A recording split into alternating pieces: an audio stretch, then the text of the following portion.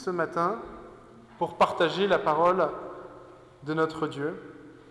Mais avant cela, je vais encore là aussi prier pour que nous nous remettions entre les mains de notre Seigneur.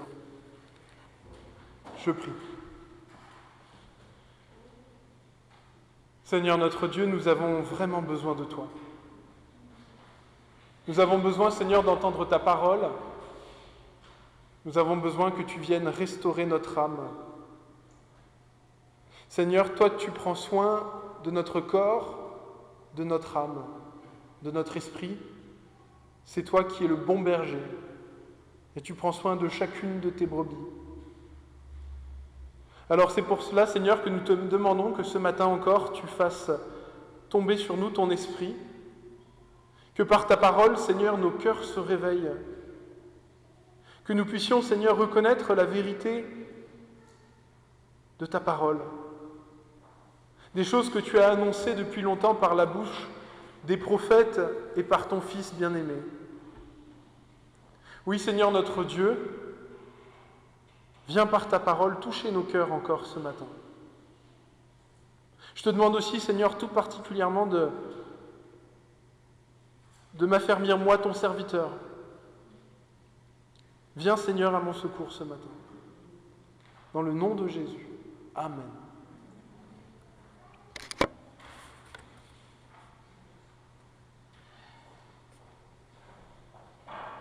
Alors ce matin, je viens à vous en vous racontant un petit conte qu'on raconte aux enfants en Asie centrale. Plus spécifiquement, c'est un conte du Kazakhstan. Et en fait, c'est l'histoire d'un homme qui était vraiment stupide, mais qui vivait dans la misère. Et il priait constamment Dieu et disait à Dieu, « Dieu, sauve-moi de la misère, sauve-moi de la famine. » Et un jour, pendant la nuit, des anges vinrent dans son champ déposer des pépites d'or. Et le lendemain matin, lorsqu'il se réveilla et qu'il vit toutes ces pépites d'or dans son champ, il dit « Quel malheur! Il y a maintenant des cailloux plein mon champ que je vais devoir enlever et jeter à la rivière. » Et évidemment, c'est un conte, ce n'est pas une histoire véridique. Mais les Kazakhs racontent cette histoire à leurs enfants pour leur faire comprendre que sans la connaissance, même la chance, même toutes les bénédictions ne valent rien. Oui, la sagesse et l'instruction valent plus que toutes les richesses. Et si je vous raconte cela ce matin, c'est parce que pour nous, la sagesse et la connaissance viennent de la parole de Dieu. Et le Seigneur, par sa parole, nous allons le voir ce matin, nous a donné des armes puissantes. Il nous a donné des moyens pour grandir, pour nous faire du bien, pour nous aider à parvenir à la vie éternelle. Mais souvent, hélas, par manque de connaissances, par manque de sagesse, nous regardons ces moyens et nous nous disons « Jésus nous a demandé de faire ce truc, mais franchement, je ne vois pas à quoi ça sert. » Et nous passons souvent à côté de quelque chose qui nous ferait beaucoup de bien. Alors je vais vous lire un passage de la Bible. Nous sommes toujours dans l'évangile de Luc, pour ceux qui ont suivi et qui étaient là depuis quelques semaines. Et nous sommes au chapitre 22 de Luc. Et nous nous approchons de la période de Pâques. Et ça tombe bien, là nous sommes quelques jours avant que Jésus vienne mourir à la croix et ressusciter, quelques jours plus tard. Nous nous trouvons en fait, dans les passages précédents, Jésus est venu à Jérusalem, et venant à Jérusalem, eh bien, il est venu participer à une fête qu'on appelait la Pâque. Et c'est ce passage que nous allons lire. Luc, chapitre 23, à partir du verset 7. Je lis. Le jour des pains sans levain, où l'on devait célébrer la Pâque, arriva.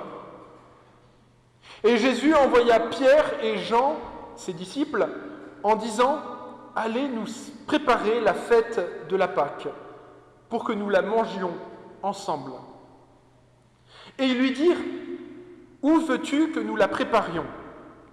Jésus leur répondit « Voici, quand vous serez entrés dans la ville, vous rencontrerez un homme qui porte une cruche d'eau. Suivez-le dans la maison où il entrera. Là, vous direz au maître de la maison, « Le maître te demande, où est le lieu où je célébrerai et mangerai la Pâque avec mes disciples ?» Et il vous montrera une grande chambre haute, meublée, et c'est là que vous préparerez la Pâque. Ils partirent et trouvèrent les choses comme il le leur avait dit. Et là, ils préparèrent la Pâque. L'heure étant venue, Jésus se mit à table et les apôtres avec lui, et il leur dit « J'ai vivement désiré manger cette Pâque avec vous avant de souffrir.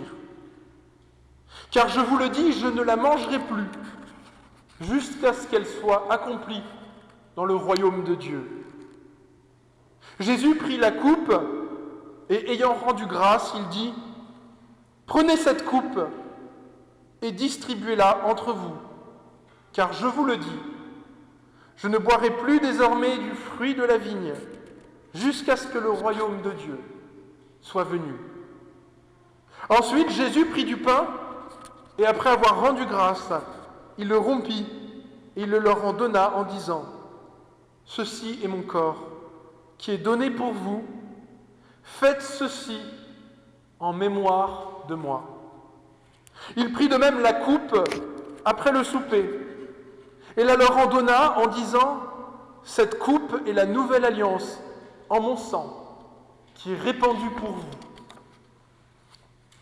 Voilà, jusqu'à là, la lecture de la parole de notre Dieu. Alors, qu'est-ce que ce texte nous dit ? C'est un épisode particulièrement chargé d'émotions. Jésus est donc entré à Jérusalem quelques jours avant, à un moment qui devrait être un moment de fête, un moment de joie. Et pourtant, cette célébration de la Pâque que fait Jésus contient pourtant des accents d'une profonde tristesse. La Pâque, je l'ai dit la semaine dernière, c'était le moment où le peuple hébreu se souvenait que dans le passé, Dieu avait délivré le peuple d'Israël de l'esclavage du Pharaon en Égypte. Et la Pâque, en hébreu, ça se disait Pessah. Pessah, ça voulait dire en hébreu passer par-dessus. Parce que les Hébreux, les Juifs de l'époque se souvenaient, c'était que pour délivrer le peuple d'Israël, Dieu avait fait tomber sa colère et son jugement sur l'Égypte pour forcer le Pharaon à libérer le peuple. Et pour cela, Dieu avait demandé, lors de la dernière plaie, qu'on prenne un petit agneau, qu'on mette à mort cet agneau, et qu'on prenne le sang de cet animal et qu'on le répande sur les battants de la porte, et qu'on mange cet animal, cet agneau. Et lorsque la colère de Dieu est tombée sur l'Égypte, toutes les personnes qui étaient dans des maisons où le sang d'un agneau était sur les portes, eh bien, ont été épargnées. Ils ne sont pas tombés malades, et ils ont vécu. Et ainsi, les Hébreux se souvenaient que ce jour-là, la colère de Dieu était passée par-dessus les maisons où ils étaient. Et c'est pourquoi le Pharaon, lors de ce dernier signe, avait été contraint de les laisser partir. Et Jésus est ici, dans ce passage, en train de nous faire un parallèle. Il a juste avant visité le temple de Jérusalem. Et il a annoncé que la colère de Dieu allait s'abattre sur la nation d'Israël à cause de leurs péchés. Il a annoncé aussi que, bien plus tard encore, la colère de Dieu allait s'abattre sur la terre entière, lorsque le Fils de l'homme allait revenir dans sa gloire. Et les disciples qui sont là ne comprennent pas très bien tout cela. Ils n'ont pas vraiment idée de ce qui va se passer. Jésus leur a dit qu'il allait lui-même souffrir, qu'il allait être crucifié. Jésus a donné des avertissements, des mises en garde. Mais les disciples ne comprennent pas très bien. Ils trouvent sans doute que Jésus parle de façon énigmatique. Et ils trouvent tout comme Jésus leur a prophétisé. Mais ils sont habitués, ils savent que Jésus est le Maître et il connaît toutes choses. Et pourtant, je l'ai dit, dans ces accents de profonde tristesse, il y a quand même beaucoup de joie. Jésus dit « J'ai vivement désiré manger cette Pâque avec vous ». Jésus aime profondément ses disciples. Et il se réjouit de passer ce temps de repas avec eux. Pour eux-mêmes, pour lesquels il va souffrir à la croix dans quelques heures. Et ce qui est incroyable, c'est que Jésus dit « J'ai ardemment désiré manger cette Pâque avec vous », alors qu'il sait combien ses disciples seront faibles, combien ils vont s'enfuir et se cacher au moment de son arrestation. Il sait que certains vont le renier. Et pourtant, sachant tout cela, il se réjouit tout de même de partager ce moment très particulier avec eux. Cela parce que Jésus n'est pas que le Maître, il est aussi leur ami. Jésus dit à plusieurs reprises « Vous m'appelez Maître et Seigneur et vous le dites bien, car je le suis. » Mais il dit aussi « Je vous ai appelé ami parce que je vous ai fait connaître tout ce que j'ai appris de mon Père. Il n'y a pas de plus grand amour que de donner sa vie pour ses amis. Je ne vous appelle plus serviteur parce que le serviteur ne sait pas ce que fait son maître. » Et alors que Jésus s'apprête ici à libérer ses amis de la puissance de l'oppression, du péché et de la mort, il prépare là aussi une Pâque. Alors qu'ils sont en train de manger sans doute un agneau ensemble, Jésus prend du pain et du vin et fait un acte. Il leur dit « Faites ceci en mémoire de ce que je m'apprête à faire pour vous. » Et c'est pourquoi l'Église, depuis 2000 ans, célèbre le mystère de ce qu'on appelle la Sainte Seine, c'est-à-dire le repas du Seigneur. Parce que le Seigneur Jésus nous a demandé de le faire. Alors qu'est-ce que nous pouvons apprendre pour nous de ce passage ? Il y a plusieurs vérités très importantes pour nos vies. Une des choses que nous devons réaliser, c'est que si Jésus nous a demandé de célébrer cette chose, ce n'est pas seulement que nous devons le faire, mais c'est surtout que nous en avons besoin. Il n'y a que deux choses que le Seigneur a explicitement ordonnées à ses disciples.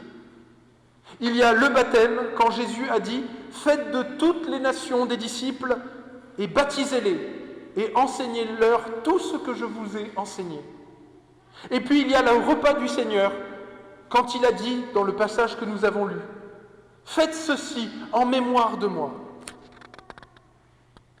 Si Jésus a fait don de ce repas à son Église, ce n'est pas pour qu'on se dise « bof » ou « c'est pas important » ou « de toute façon, ça sert à rien ». Je crois que nous pouvons regretter cette tendance qui existe dans beaucoup d'églises, notamment évangéliques, à perdre de vue ce que la Bible enseigne à propos tant du baptême que du repas du Seigneur. Si Jésus nous a demandé de partager la scène entre nous, c'est parce qu'il y a là un véritable trésor pour notre foi. Ce n'est pas un plus, ce n'est pas optionnel, c'est indispensable. C'est une arme de bénédiction massive donnée par Jésus lui-même. pour nous donner de croire en lui, en l'Évangile, pour repousser les attaques du diable et les tentations du monde. Jésus a dit « Ceci est mon corps et mon sang, donné et répandu pour vous, pour le pardon des péchés. » Toute la puissance du repas du Seigneur peut être résumée dans chacun de ces mots. Prenez, ceci est mon corps. C'est une parole qui est infiniment choquante. Elle est à la limite du cannibalisme. Heureusement, Jésus nous a donné du pain. Mais ce que Jésus a voulu nous dire à travers cela, c'est que Jésus s'est vraiment donné physiquement pour nous, pour chacun d'entre nous. Jésus avait dit dans l'évangile de Jean, « Celui qui mange ma chair et qui boit mon sang a la vie éternelle, et je le ressusciterai au dernier jour. Car ma chair est vraiment une nourriture et mon sang est vraiment un breuvage. Celui qui mange ma chair et qui boit mon sang demeure en moi et je demeure en lui. » Jésus a voulu nous faire comprendre que toute notre vie doit être nourrie de lui, de sa présence. Jésus, par ces mots, veut nous faire comprendre l'incroyable intimité qu'il veut avec chacun de nous. À travers ce pain et ce vin que nous recevons lors de la Sainte Seine, c'est un petit peu comme un peu de pain sur la route, un peu de sa présence, jusqu'au jour où nous le verrons physiquement, où nos mains, comme celles des disciples, pourront le toucher. Parce que Jésus est vraiment ressuscité des morts. Il est physiquement, corporellement ressuscité des morts. Alors, bien sûr, le pain et le vin ne sont, je ne crois pas, magiquement transformés en corps et en sang du Christ. Mais ce que la Bible enseigne assez clairement, c'est que le pain que nous rompons est communion au corps de notre Seigneur. Il y a le pain, mais il y a aussi le corps de notre Seigneur qui est attaché à ce signe.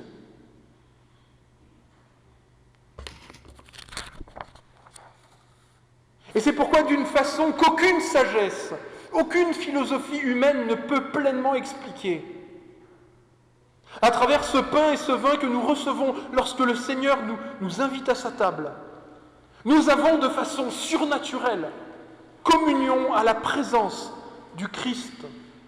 Nous avons communion au corps et au sang que Jésus a versé pour nous, livré pour nous à la croix. Jésus nous assure par ces mots que lorsque nous partageons dans l'unité de la foi en lui ces éléments, oui, il est vraiment présent à nos côtés, plus encore qu'à aucun autre moment.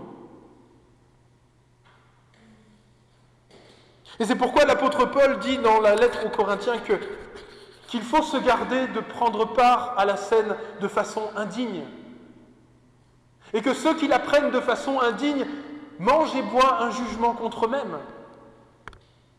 Ainsi en était-il dans l'Ancien Testament lorsque l'arche de l'Alliance, la présence de Dieu, était au milieu du peuple de Dieu.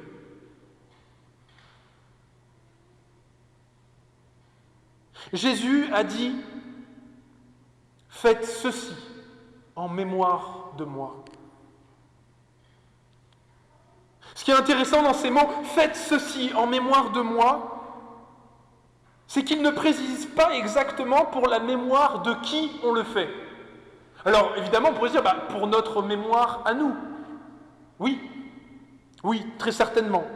Et on a raison.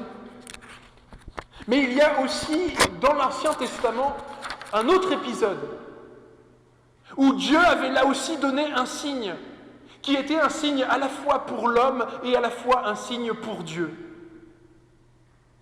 Dieu avait dit à Noé, juste après que Dieu avait fait tomber sa colère sur la terre et que seuls ceux qui étaient dans l'arche de l'Alliance avaient pu en réchapper. Lorsque tout était fini, ils étaient descendus de l'arche et Dieu avait fait un arc-en-ciel dans le ciel. Et Dieu avait dit, c'est ici le signe de l'alliance que j'établis entre moi et vous, et tous les êtres vivants qui sont avec vous pour les générations à venir. J'ai placé un arc-en-ciel dans les nuages. Il servira de signe entre moi et toute la terre. Et je me souviendrai, dit Dieu, de mon alliance entre moi et vous et tous les êtres vivants. Lorsque l'arc sera dans le ciel, je le regarderai, dit Dieu, pour me souvenir de l'alliance perpétuelle entre Dieu et tous les êtres vivants. Et Dieu dit à Noé, tel est le signe de l'alliance que j'établis entre moi et toute chair qui est sur la terre. Vous voyez, si on prend l'histoire de Noé, si on prend l'histoire de la Pâque en Égypte, si on prend l'histoire de la Sainte Seine, dans l'Évangile, à chaque fois, on est dans un contexte où Dieu sait que nous avons besoin d'être rassurés parce qu'il nous promet que la colère de Dieu va descendre sur la terre. Et que lorsque ces choses arriveront, nos cœurs peuvent se mettre à complètement douter de l'amour de Dieu et de sa fidélité envers nous. Et Dieu veut absolument que nous nous souvenions que Dieu se souvient. Et c'est pourquoi il a ordonné à Noé de regarder le ciel et d'avoir le signe de l'arc-en-ciel. Il a demandé aux Hébreux de se souvenir de l'agneau qui avait été sacrifié. Et il nous a demandé à nous de nous souvenir par ce pain et ce vin que Jésus est mort, pas pour n'importe qui, mais pour nous, pour moi. Et que lorsque la colère de Dieu s'abattra dans ce monde, je serai épargné, non pas parce que je suis une personne meilleure que les autres, mais simplement parce que j'ai fait confiance au Dieu qui pardonne tous ceux qui viennent à lui.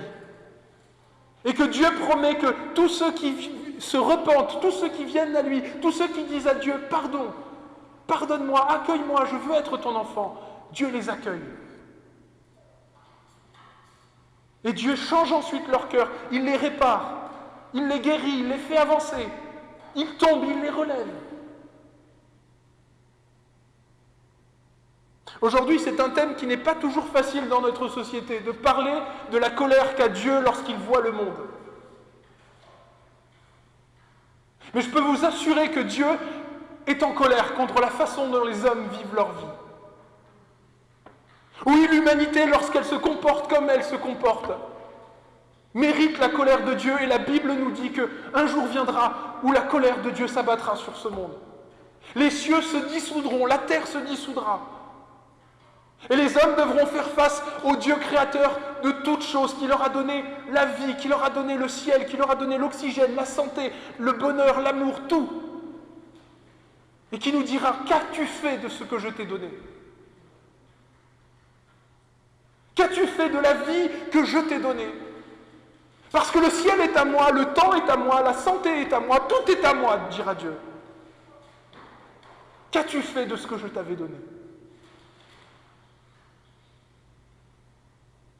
Alors quand notre humanité commet des génocides, quand elle tue des innocents, quand elle détruit la création, quand nous, dans nos vies, nous traitons les gens comme s'ils ne valaient rien, quand nous ignorons Dieu comme s'il était à fuir plutôt qu'à un secours, nous avons vraiment besoin de nous souvenir que Dieu est fidèle, que Jésus est venu mourir à notre place pour que, nous dit la Bible, il a pris la colère à notre place. La colère de Dieu est tombée sur lui, et c'est par ses meurtrissures que nous sommes guéris, avait annoncé déjà le prophète Ésaïe 500 ans avant, parlant de la venue de Jésus. C'est pourquoi l'Évangile nous dit « Il n'y a de salut en aucun autre. Il n'y a sous le ciel aucun autre nom qui a été donné parmi les hommes et par lequel nous devions être sauvés. » Et je vous promets que lorsque le Saint-Esprit arrive dans la vie d'une personne, parfois la première réaction, c'est la peur. Parce que le Saint-Esprit met à nu notre condition et notre péché et nous fait ressentir la sainteté et la grandeur de notre Dieu. Et là, dans ces moments-là, nous avons vraiment besoin que Dieu, dans le même temps, nous fasse sentir combien il nous aime, combien il nous accueille, combien il nous entoure, combien il a fait de nous son enfant. Parce que sinon, notre premier réflexe, c'est de nous cacher. Et c'est pour ça que Jésus nous a donné ces signes de la Sainte Seine. Ce n'est pas pour que les gens qui se trouvent indignes n'en prennent pas part. C'est au contraire pour que tous ceux qui disent « Seigneur, je ne suis pas digne », prennent justement part au repas du Seigneur. Parce qu'il n'y a ici ce matin que deux sortes de gens. Ceux qui sont parfaits et ceux qui ont besoin d'être pardonnés. Et je peux vous assurer que il n'y a personne ici. S'il y avait Jésus, il n'y en aurait qu'un qui est parfait, mais là vous avez tous besoin d'être pardonnés.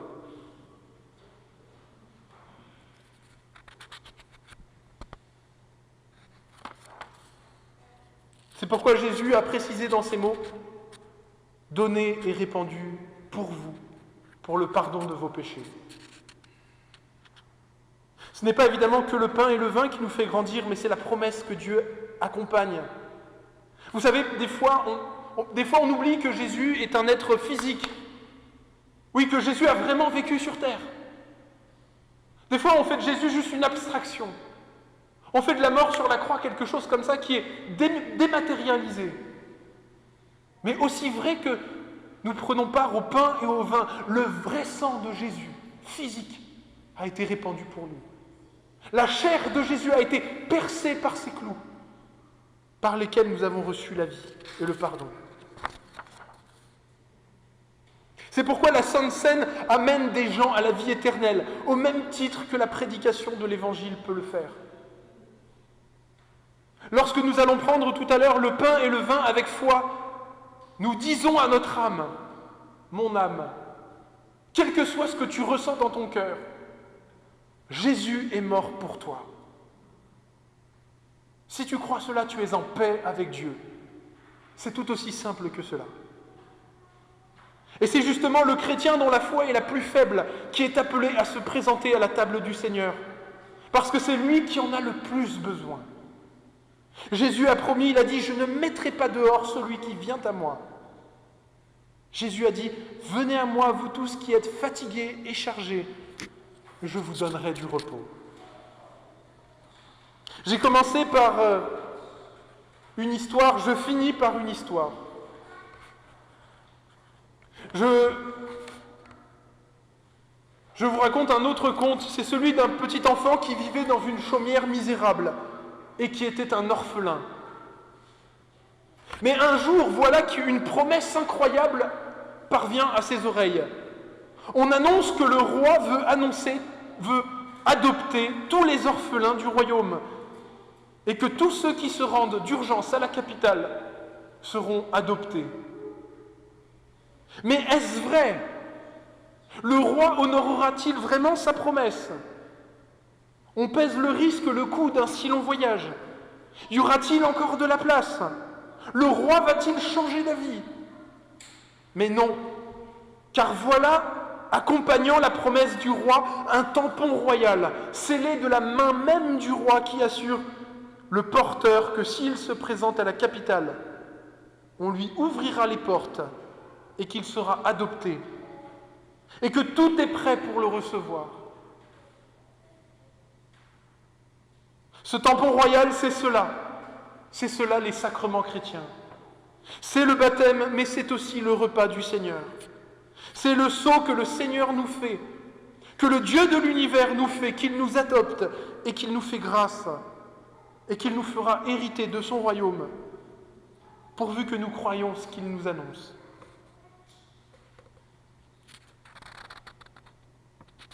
C'est pourquoi maintenant je crois que c'était ce que le Seigneur voulait nous dire aujourd'hui. Et maintenant je vais prier. Prions.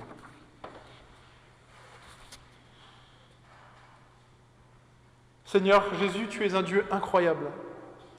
Tu es un sauveur merveilleux qui nous sauve malgré nous-mêmes. Tu nous as promis que tu nous as dit, lorsque tu regarderas à moi, que tu penseras à moi, je serai là. Seigneur Jésus, tu as voulu nous rappeler à quel point tu t'es vraiment donné pour nous. C'est pas abstrait, c'est concret. C'est pas un message théorique, intellectuel, mais c'est quelque chose qu'on peut toucher, qu'on peut aborder avec tous nos sens. Seigneur, tu nous as promis que, aussi vrai que nous mangeons ce pain et que nous buvons ce vin, ton corps et ton sang ont été donnés pour nous. Et aussi vrai que nous mangeons et voyons et touchons ces éléments, nous te verrons quand tu reviendras. Seigneur, tu as dit ce jour de Pâques, ce premier jour, tu as dit « J'ai vivement désiré manger cette Pâques avec vous ». Et tu répètes cela dans le livre de l'Apocalypse, Seigneur.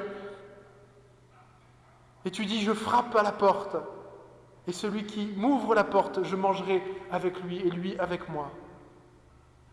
Seigneur, tu sais combien nous, tes disciples, nous sommes faibles. Nous qui sommes tes amis, nous avons une foi vacillante. Combien nous oublions constamment l'amour que tu as pour nous. Combien, Seigneur, nous nous jugeons indignes. Et tu es venu, Seigneur, nous rassurer, nous dire « Oui, j'ai vivement désiré manger cette Pâque avec toi, et je la mangerai avec toi dans le royaume de Dieu, lorsque le mal et la mort ne seront plus, et que tout sera à nouveau recommencé. Oui, Seigneur, tu nous aimes, tu es vraiment mort pour moi, pour nous. Gloire à toi pour les siècles. Amen.